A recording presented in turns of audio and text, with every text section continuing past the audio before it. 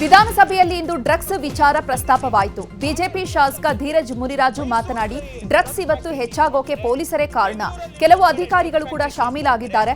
ಇಂಥವರ ವಿರುದ್ಧ ಕಠಿಣ ಕ್ರಮ ಕೈಗೊಳ್ಳಬೇಕು ಅಂದ್ರು. ಹಿಂದೂಗಳನ್ನ ಈ ಸರ್ಕಾರ ಟಾರ್ಗೆಟ್ ಮಾಡಿದೆ ಎಂಬ ಆರೋಪದ ಮೇರೆಗೆ ವಿಧಾನಸಭೆಯಲ್ಲಿ ಶಾಸಕ ವೇದವ್ಯಾಸ್ ಕಾಮತ್ ಕಿಡಿಕಾರಿದ್ದಾರೆ. ನನ್ನ ಮೇಲೆ 15 ಕೇಸ್ ಹಾಕಿದ್ದಾರೆ. ಆದರೆ ಬಾಂಗ್ಲಾದೇಶ ಮಾದರಿಯಲ್ಲೇ ರಾಜ್ಯಪಾಲರನ್ನ ಓಡಿಸಬೇಕು ಅನ್ನುವಂತಹ ಶಾಸಕನ ಮೇಲೆ ಕೇಸ್ ಹಾಕಿಲ್ಲ. ತನ್ನವರನ್ನ ರಕ್ಷಣೆ ಮಾಡಿ ಹಿಂದೂಗಳ ಮೇಲೆ ಕೇಸ್ ಹಾಕುವಂತ ಸರ್ಕಾರ ಇದು. ಸರ್ಕಾರದ ಪ್ರತಿ ಇಲಾಖೆಯಲ್ಲಿ ಹಗರಣ ನಡೀತಾ ಇದೆ ಅಂತ ವಾಗ್ದಾಳಿ ನಡೆಸಿದ್ದಾರೆ. ರಾಜ್ಯಪಾಲರ ಭಾಷಣದ ವಂದನಾ ನಿರ್ಣಯದ ಮೇಲೆ ಸದನದಲ್ಲಿ ಶಾಸಕ ವಿಜಯೇಂದ್ರ ಮಾತನಾಡಿದ್ದಾರೆ. ಇದೇ ವೇಳೆ ಸರ್ಕಾರದ ವಿರುದ್ಧ ವಿಜಯೇಂದ್ರ ವಾಗ್ದಾಳಿ ನಡೆಸಿದ್ರು. ಪ್ರಜಾಪ್ರಭುತ್ವ, ಸಂವಿಧಾನ, ಒಕ್ಕೂಟ ವ್ಯವಸ್ಥೆ, ಗಾಂಧೀಜಿ ಮತ್ತೆ ಅಂಬೇಡ್ಕರ್ ಬಗ್ಗೆ ಆಡಳಿತ ಪಕ್ಷದವರು ಮಾತನಾಡ್ತಾರೆ. ಆದರೆ ಅವರ ಮಾತು ಭೂತದ ಬಾಯಲ್ಲಿ ಭಗವದ್ಗೀತೆ ಕೇಳಿದಂತೆ ಅಂದ್ರು. ಪರಿಷತ್ನಲ್ಲಿ ರಾಜ್ಯಪಾಲರ ಭಾಷಣದ ಮೇಲೆ ಚರ್ಚೆ ನಡೆಯಿತು. ಈ ವೇಳೆ ಕೇಂದ್ರ ಸರ್ಕಾರದಿಂದ ಜಿಎಸ್ಟಿ ಹಣ ಬಂದಿಲ್ಲ ಅಂತ ಎಂಎಲ್ಸಿ ಐವನ್ ಡಿಸೋಜಾ ಪ್ರಶ್ನೆ ಮಾಡಿದ್ದಾರೆ. ಈ ವೇಳೆ ಮಧ್ಯಪ್ರವೇಶಿಸಿದ ವಿಶ್ವನಾಥ್ ಸಿಎಂ ವಿರುದ್ಧ ಕಿಡಿಕಾರಿದ್ರು. ವಿಶ್ವನಾಥ್ ಆರೋಪಕ್ಕೆ ತಿರುಗೇಟು ನೀಡಿದ ಸಚಿವ ಪ್ರಿಯಾಂಕ್ ಖರ್ಗೆ ಸಭೆಗೆ ಕೃಷ್ಣ ಬೈರೇಗೌಡ ಹೋಗಿದ್ದಾರೆ ಎಂದರು.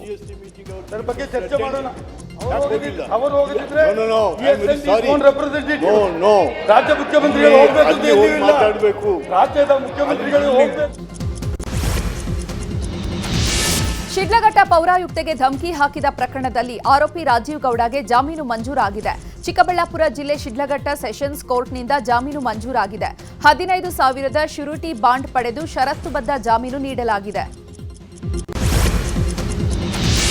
ರಾಜ್ಯದ ಸಾರಿಗೆ ಬಸ್ಗಳ ಮೇಲೆ ತಂಬಾಕು ಉತ್ಪನ್ನಗಳ ಜಾಹೀರಾತಿಗೆ ಭಾರೀ ವಿರೋಧ ವ್ಯಕ್ತವಾಗ್ತಾ ಇದ್ದಂತೆ ರಾಜ್ಯ ಸರ್ಕಾರ ಎಚ್ಚೆತ್ತುಕೊಂಡಿದೆ. ತಂಬಾಕು ಉತ್ಪನ್ನಗಳ ಸೇವನೆಗೆ ಪ್ರಚೋದಿಸುವಂತಹ ಜಾಹೀರಾತು ನಿರ್ಬಂಧಕ್ಕೆ ಸಾರಿಗೆ ಸಚಿವ ರಾಮಲಿಂಗಾರೆಡ್ಡಿ ಸೂಚನೆ ನೀಡಿದ್ದಾರೆ. 4 ನಿಗಮಗಳ ಸಾರಿಗೆ ಬಸ್ಗಳು ಮತ್ತು ಬಸ್ ನಿಲ್ದಾಣಗಳಲ್ಲಿ ತಂಬಾಕು ಉತ್ಪನ್ನಗಳ ಜಾಹೀರಾತು ಪ್ರದರ್ಶನಕ್ಕೆ ನಿರ್ಬಂಧ ಹೇರಿ ಸಚಿವರು ಆದೇಶಿಸಿದ್ದಾರೆ. ಬಾಕಿ ಬಿಲ್ ಕುರಿತಂತೆ ಗುತ್ತಿಗೆದಾರರ ಗಡುವು ವಿಚಾರದ ಬಗ್ಗೆ ಸಿಎಂ ಸಿದ್ದರಾಮಯ್ಯ ಪ್ರತಿಕ್ರಿಯೆ ನೀಡಿದ್ದಾರೆ. ವಿಧಾನಸೌಧದಲ್ಲಿ ಮಾತನಾಡಿದ ಅವರು, ಗುತ್ತಿಗೆದಾರರ ಬಾಕಿ ಬಿಲ್ ಇರೋದು ನಿಜ, ಆದರೆ ಬಿಟ್ಟು ಹೋದವರು ಬಿಜೆಪಿಯವರು ಅಂತ ಕಿಡಿಕಾರಿದ್ದಾರೆ. ರಾಜ್ಯದ ಗ್ರಾಮ ಪಂಚಾಯಿತಿ ಎಲೆಕ್ಷನ್ಗೆ ಕಾಯ್ತಾ ಇರುವಂತವರಿಗೆ ಗುಡ್ ನ್ಯೂಸ್ ಸಿಕ್ಕಿದೆ. ಗ್ರಾಮ ಪಂಚಾಯತ್ ಚುನಾವಣೆ ತಯಾರಿಗೆ ಸರ್ಕಾರದ ಸೂಚನೆ ಸಿಕ್ಕಿದೆ. ಮಾರ್ಚ್ ಅಂತ್ಯದ ವೇಳೆಗೆ ಚುನಾವಣೆ ನಡೆಯಲಿದೆ ಎನ್ನಲಾಗಿದೆ. ಚುನಾವಣೆಗೆ ಸಿದ್ಧತೆ ಮಾಡಿಕೊಳ್ಳುವಂತೆ ಜಿಲ್ಲಾಧಿಕಾರಿಗಳಿಗೆ ಪಂಚಾಯತ್ ರಾಜ್ ಇಲಾಖೆಯ ಕಾರ್ಯದರ್ಶಿ ಡಾಕ್ಟರ್ ನೋಮೇಶ್ ಕುಮಾರ್ ಸೂಚನೆ ನೀಡಿದ್ದಾರೆ.